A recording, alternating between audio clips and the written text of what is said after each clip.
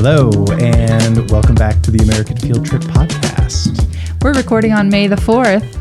I have on my special Grogu PJs. Yeah, if you're watching this visually. But there's a green screen behind us, so maybe that's a bad choice. This Grogu. Maybe Grogu's going to get keyed out. We'll find out. Well, anyway, that'll be a fun thing to discover. Today we're going to be talking about hiking with kids. If it's something that you'd like to do and you're not sure how to get started or how to get your kids to actually like it, or, at least tolerate it, we would like to help you with that. Yeah, we have kids and we have hiked with them a lot. We've hiked with them a lot. And according to the rules of the internet, that qualifies us as experts. Great. So trust us for sure. We think there are two main keys to getting your kids to be okay with hiking and for everybody to have a pretty enjoyable experience. And those two things are to be prepared and to have fun. Be prepared has a lot of components to it. Yes. Because how should we prepare? Part of that is that you want to make at least going for family walks a regular part of your experience. So this is not a super weird thing for your kids. Ideally, hiking quite a bit, even if they're small, local hikes, whatever you want to do, a daily walk around your neighborhood, something like that gets everybody used to it, gets you just like, vibing with walking in general. And kids are going to build up their stamina, but I think more than the physical stamina, I think it's important for kids to kind of build up their mental stamina and get used to being on their feet and taking themselves places with a purpose, if that makes sense. Yes. Any thoughts on that? I mean, I agree. Okay. It also helps because one of the things that I think you should be really prepared with is to have your kids be wearing comfortable shoes. It's really huge. They don't need to have special hiking boots or anything in most cases. I think the main purpose of a hiking boot is to keep your ankle stabilized, which kids are pretty lithe and I don't know. Our kids hike in Keen sandals most of the time. Any shoe that is comfortable and is broken in for them is going to make a world of difference for your hiking experience. So that goes along with being used to walking around if they're walking in the shoes that they're going to be hiking in so that they're broken in. Yeah. If you're not going on a multi-day backpacking trip, then you're going to be fine with whatever, as long as it's not like church shoes or something like that. You want a tennis shoe, you want a comfortable walking shoe. Beyond that, anything goes. Yeah. So go for regular walks, make it a routine thing that you guys do. Mentally prepare yourself as a parent that it might be a little unpleasant maybe at first. Everyone will whine. Prepare for whining. Everyone will whine for the first mile. Prepare yourself mentally for whining. It's just going to happen. Prepare yourself also for adverse conditions, that it might rain, that the weather might not be ideal, temperatures might not. So that's the other big part of being prepared, is that you need to be physically prepared to carry all of the things that your family will need. I know a lot of people like to have their kids pack something. Now that our oldest is 9, we'll usually have him carry a little backpack with his own water bottle in it. But for the most part, David and I are carrying everything, and usually also at least one kid. So it's important to have all of the things that you're going to need for everybody. The most important thing being a lot of water, more water than you think you'll need. Yeah. Especially if it's even warm outside. It sucks to run out of water and everyone is still thirsty. That's the worst. You want to avoid that at all costs. Yes. Water is key. Also, sunscreen, hats, bug spray, a bear bell if you're in a place where bears are around. Although when hiking with kids, we have found that wildlife generally gets nowhere in the vicinity because they're loud. Maybe that's just our kids. Yeah. All of the things that you normally want to take hiking are especially important when you're hiking with kids because you are their lifeline. So have a first aid kit. We always have Band-Aids. The kids feel better if any, flesh wound gets a Band-Aid put on it. They feel better about that. Anything to deal with blisters will make things a lot more pleasant. And then also keep in mind that your temperature will probably be different than a kid's temperature. especially if they're being carried. So layer up little kids that are being packed. And then other kids might need, I don't know, we usually throw in some rain jackets. And we're generally better about packing layers for our kids than we are for us, which I don't necessarily recommend, but like kids' stuff is smaller and packed small. And it's just really important to us that our kids are super comfortable on a hike, because we can put up with whatever, but we don't want them to have a miserable experience and then not want to go the next time. Yeah. Any other thoughts on being prepared? What other stuff do you think? It doesn't hurt to be over prepared. I mean, the worst case scenario is you just carry stuff that you don't use, that you don't end up needing, which is, it's fine. But there's only a few things that you really should prepare for. Like take a little first aid kit, make sure everybody has good shoes, make sure everybody has like appropriate clothing for the weather, and make sure you have enough water. If you do those things, you're going to be fine. Like no matter what else is going on, you won't crash and burn. Okay, but we're burying the lead a little bit, because maybe the most important thing for hiking with kids is to bring snacks. Oh, yeah. And we didn't mention snacks. Snacks are crucial. And snacks. You gotta keep the sugar reserves up if you are expending a lot of energy, and you need M&Ms are great motivators. Yes, snacks can be great motivators. Snacks are great for little trail breaks. There's something to like, hey, let's get up there to that rock, and then we'll, have some M&Ms or something. We find snacks to be very motivating for ourselves and really crucial for our kids. For a while, when our kids were 3 and 1 and we were just kind of starting hiking with them, we would take, I forgot what the treat was. It was like, we always packed like the same kind of candy bar or something that we would share when we got to the top. Do you remember this? Yeah. And it was something that was it was a rare treat and something the kids really looked forward to, and they knew that it was going to be there at the top. We'd have like peanut butter cups or something at the top. Yeah. Or like we would take a nice treat of some kind. Yeah. That was kind of only for hiking. Like we only ever had this thing while hiking. Yeah, I think it helps to have kind of like a special tradition or something that kids can look forward to, and kids freaking love traditions and things that repeat. So I think that helps a lot.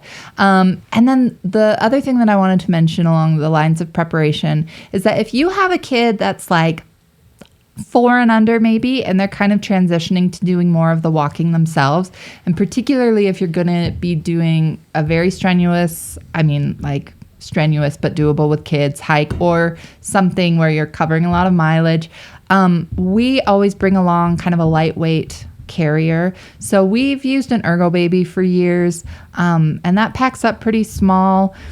And there are other ones that are coming to the market now that are kind of particularly for hiking.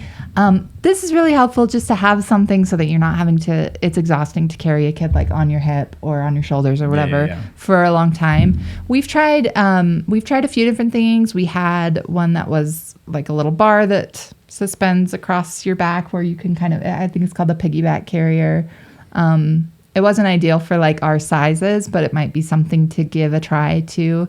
But it's nice to have a really lightweight option for a kid that might end up needing to get carried, but also wants to do some of the walking. Mm-hmm. My point being, you don't need a big old hiking backpack for a kid that is going to be in and out of being carried. Whatever you use, if you have a carrying device that you use in other situations, use that. Yeah. You don't need a special one just for hiking, unless you are hiking like if we were hiking 10 miles or more carrying a child, then you might want to think about some kind of different gear. Even then, I always found it more comfortable to use a cloth carrier, but I think it really depends. I like the Kelty one for like really long stuff. Yeah. Supported a little better and was like a little more breathable, but truly only for like very, very long, because it's a pain. Like it's hard to get in and out. It's big, it's bulky. Like they're heavy. It has benefit for very long things, but for like 99% of the hiking that we are doing with kids, it's overkill. Some people love them. We really liked the Ergo because that's what we used everywhere else, and so we just brought it and it was great. I'm a big fan of not having specialized equipment for activities that you don't do every single day. So I really, and even when we were on our road trip and we were hiking a lot every single day, I just really preferred using the cloth carrier almost good. exclusively. I think there's enough barriers to getting outside with your kids. Gear shouldn't be one of them. Yeah, you yeah. like truly do not need anything extra in order to enjoy hiking with your kids. You just need like not church shoes and comfy clothes. Yeah, You'll yeah, be good. It's yeah. a very low barrier to entry.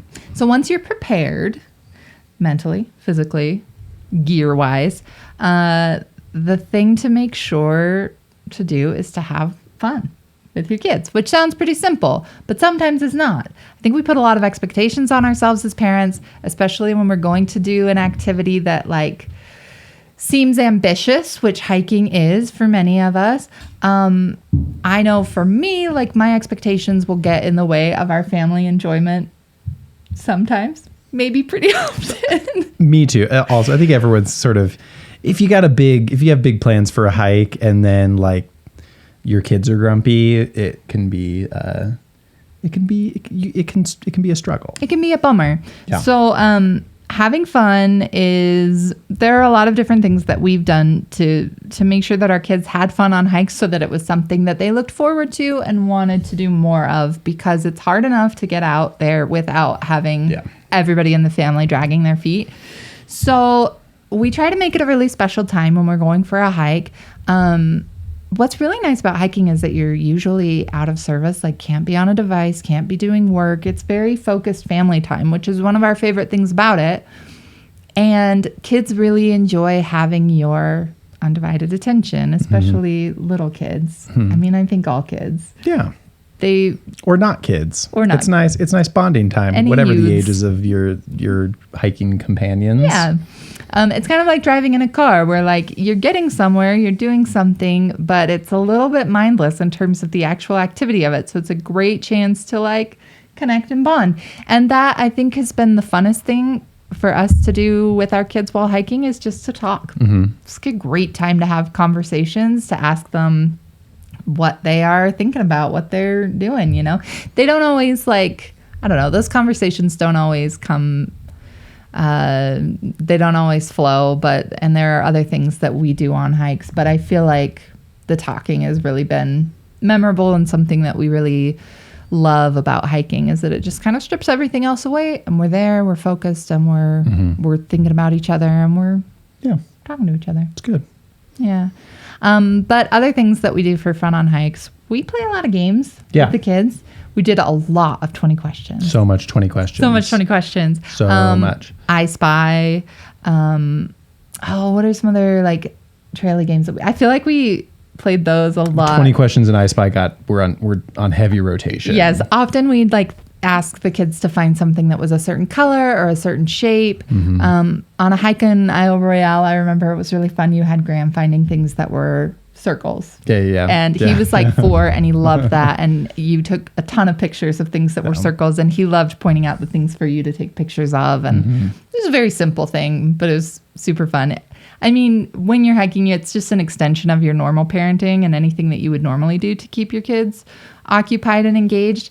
But pointing out the stuff that you are seeing, it's fun there. It's fun to identify different birds, animals, plants that you're seeing along the way. If you want to bring like a little identification booklet or something. If you're in a national park and you get the Junior Ranger book, that's something that our kids have often enjoyed. Like they'll often have little scavenger hunt things or bingo things that are meant to be done on a trail.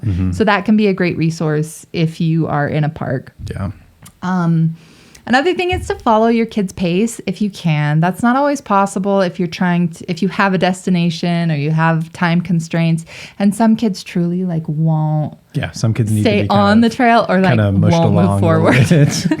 I think it helps to stop and engage with the thing that they're really interested in. If there's like a bug or some ants or something that are crossing the trail that they want to stop and look at, I think it helps to take a minute and like acknowledge that and sit with that and observe things for a minute. But if you really do need to be getting going, I understand that you can't always follow kids' pace. If you have a hike where you are really having to push the kids along, I think it's really helpful to soon after that, take a hike where you can really, more of like a nature walk situation where you're really following the kids' pace. Kind of wander, do the things they're interested in, have no like premium on actually getting to your destination or whatever, just like go at their pace. Yeah. And I think if you keep a mix in there will be times where you're kind of having to like prod them along. But as long as you also have times where they are just able to enjoy and do their own thing, that's helpful. And in terms of like getting the kids into it, I always felt like when we would go on hikes, they're like the first half mile of any hike was very whiny, complainy. Everyone would stop a bunch to like look at stuff. They'd be very distracted.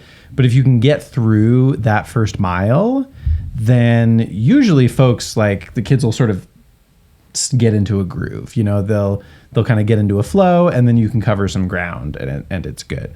So it does kind of come and go, you know, where like if you can get through the first little bit, cover a bunch of ground, and then have a nice like midway stopping spot where you have a good snack, whether that's like at the turnaround point or like halfway if it's a loop or something, you know, make a nice snack stop, take a good break, let them like wander around, have a little snack, get a drink, and then come back. And then you sort of have to push through the sort of initial inertia again, but it usually doesn't take as long on the way back. Yeah, I think hiking is a real flow activity, especially if you do it fairly consistently. I mean, you don't have to go every day or every week or anything for this to be something that your kids get used to.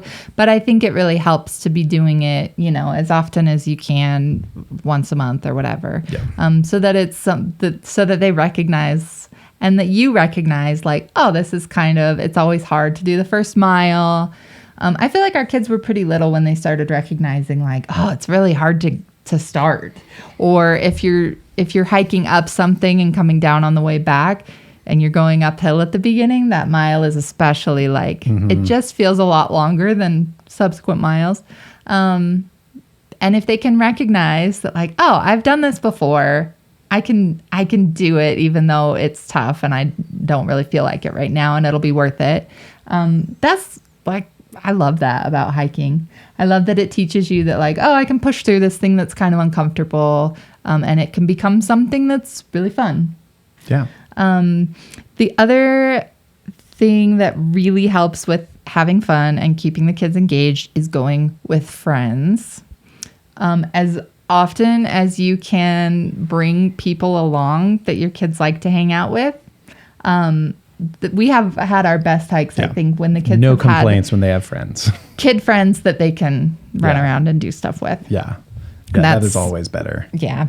And the kids even love going with like their older cousins just because it's somebody new to talk to, even though they're not playing in the same way. They just love having other people other than us. Yeah. And I think that's really fun. We have also occasionally, if we were on a hike that was like maybe a bit of a slog or we were covering a lot of mileage or something, we would let our older son, he was probably like 5, 6 at the time, listen to an audiobook on the way back.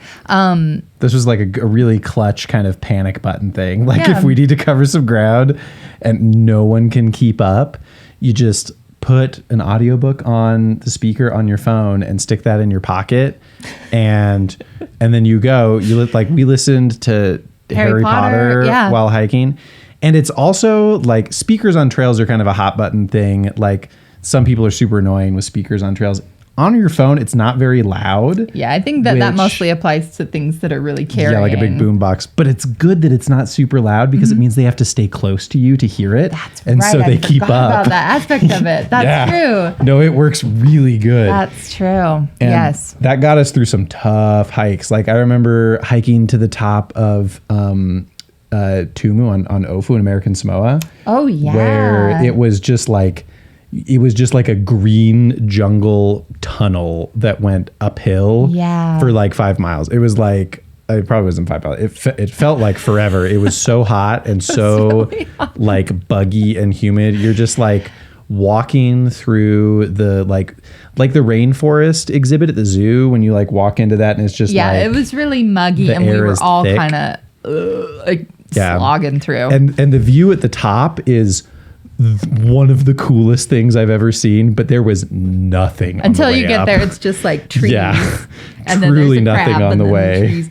Anyway, so yeah. Harry Potter got us there. Yeah, and I don't think there's any shame in that game. No, I think it works. It's a good trick to have up your sleeve. Yeah. Or music could Music, work too. Although yeah. I feel like, keeping them close to you because they want to follow the Yeah. storyline. Audiobooks cover the ground really well. Yeah. Or tell stories yourself. We've Tell done that stories. too. David's really good at that. Make up stuff. Yeah, You know, and- or play games. If you're into like Dungeons and Dragons, role playing games, stuff true, that you you can do can, that. stuff that is verbal, like, and you could do that while walking. Just like carry a little D20 and Yeah, stuff. sure. Like roll on your phone, you know, like there's a lot of ways to make that work. Mm-hmm. And if your kids are into that, if you're into that, can really, get you through some, boring or difficult parts of hikes that, have a nice payoff. Those are some good tricks to have. If your kids are old enough, and I don't think they have to be that old to do this, but I think it's really helpful to have them help choose the trail that you're going to go on. Maybe give them some options, have them choose, have them kind of look at maps beforehand and see where you're going to be going and feel some ownership over it. I think that when kids are able to feel a little more ownership over their activities, there's a lot less struggle to get them involved in it. For sure. And I think we started doing that when our oldest was about 4. We were really focused on like letting him know exactly where we were going and why we wanted to do this trail. Sometimes we'd give him options for, what we were kind of looking at. And I feel like that's really helpful. And with older kids, you could really give them ownership over the whole thing and let them, plan the whole thing from beginning to end and get on all trails or something and figure that out. Yeah, I think that helps a lot Yeah. to make them feel like they have a choice. They're not, mom and dad just aren't, forced him to go on another hike. And then I guess the last thing I'd say is don't push things too far. You don't want to push things too late, which we've been guilty of a lot of times. Or if you're gonna that's stumbling back in the dark. Speaking of being prepared, if you're leaving after lunchtime, never a bad idea to just like throw a flashlight in. You've have a usually headlamp. got your phone when you're using your phone as a flashlight on the way back. That feels Sketchy. It feels a little sketchy. Yeah. And throw a headlamp in, throw a flashlight. Coming back in the dark isn't a bad thing unless you don't have a light. And then we've done that a lot, and those have actually been some of our favorite and most memorable hikes. Like you get to see sunset. You catch the sunset, and then you're kind of. I remember it's once cooler. I actually like hiking late in the day. I do too, and you also sometimes miss a lot of crowds. But if you're like pushing into bedtime, it can get pretty sketchy. Yeah. I remember a time when we were hiking back in Pinnacles National Park. We had left kind of late in the day. We saw an amazing sunset from the top, but we were fully hiking back in the dark. Yeah. And our daughter was losing her mind, and my we were gosh. singing ABBA's Super Trooper, which is her favorite song. We had to sing it the belting whole it. way down the mountain. That was the only way And that she was not barely got screaming. us through. But it was that particular hike, 100% worth it. That was like top 10 hike. It was a tremendous It was memory. amazing. It was an amazing hike. But I guess I would just say, like, don't try to push things too far in terms of how much mileage you're going to cover when you're Mm-hmm. first starting out. The biggest thing more than mileage for us has been elevation gain. A hike with a lot of elevation gain feels tremendously harder than a hike with a little bit. So Flat miles are a lot easier than flat miles are so much not easier. flat. Yes, which sounds obvious, but like you feel it intensely. The elevation in our case counts for more than the mileage. Oh yeah. Get your feet wet with it. Try it out with some easier trails, and don't try to push things too late into bedtime or nap time or like dinner time or whatever. Try to like end things while it's still fun. And build up those positive associations for your kids. I think that goes a really long way. Yeah, have fun. Make sure everyone's having at least a reasonably good time. Yeah, you're all in it together. It can be something that, we make sacrifices for each other as a family. Like, not every activity that we do is every single person's favorite thing ever. And I think it's okay for you to ask your kids to do something because it's something that you really love. But these are all ways that we've like tried to get our kids to love hiking too. or at least like be pretty happy to do it. Yeah. You know, there've been tough times, but I think it's worth it. Hiking is one of our favorite things to do as a family. We love spending the time outside. We love being together. And I think that, like, remember that as you're hiking, that the point is not just to get to the destination or see the thing or whatever, complete the mileage, but that you, even if you aren't able to do those things, you are still outside together. You're still in fresh air. You're still making memories. You're spending time as a family. You're getting to talk. You're off your phones. Like, there are so many positive things that you're doing, even if you don't like complete the thing that you set out to do. Yeah. It's worth it. So Yeah. anyway, thanks for listening. We hope this Some is tips. helpful. We hope you'll try hiking with your family if you haven't. And if you have, we hope that these are things that can help make it more fun. Yeah.